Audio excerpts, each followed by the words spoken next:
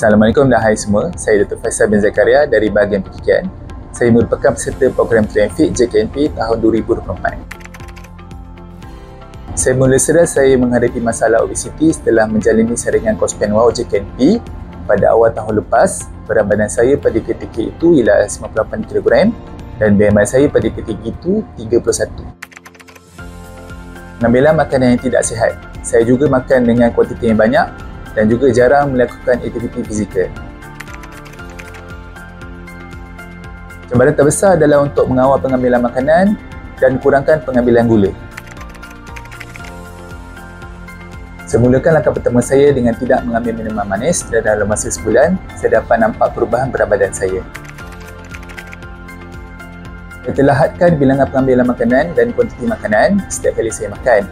Kalau biasanya saya ambil makanan 3 kali satu hari, dan saya ubah kepada 2 kali sehari dan kuantiti makanan juga dikurangkan. Saya juga kurangkan pengambilan makanan segera.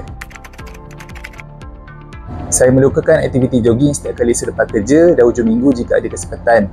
Saya mulakan dengan jarak pendek dan bila saya rasa okey, saya tambah jarak pada jarak yang lebih panjang.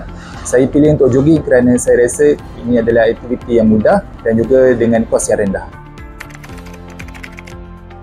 Berat saya pada mula saringan ialah 58 kg. Saya telah berjaya menurunkan berat badan sebanyak 20 kg. Saya telah berjaya turunkan berat badan lebih daripada sasaran yang ditetapkan walaupun pada permulanya tidak yakin mampu untuk mencapai sasaran tersebut. Nasihat saya kena kuatkan semangat, tetapkan sasaran yang bersesuaian dengan kemampuan diri dan yang paling penting dengan penurunan berat badan, kesihatan kita juga akan bertambah baik. Ya, saya nak kekalkan gaya hidup sihat dengan harapan dapat kurangkan risiko penyakit disebabkan oleh obesiti seperti diabetes dan tekanan darah tinggi. Sekali terima kasih dan selamat berjaya.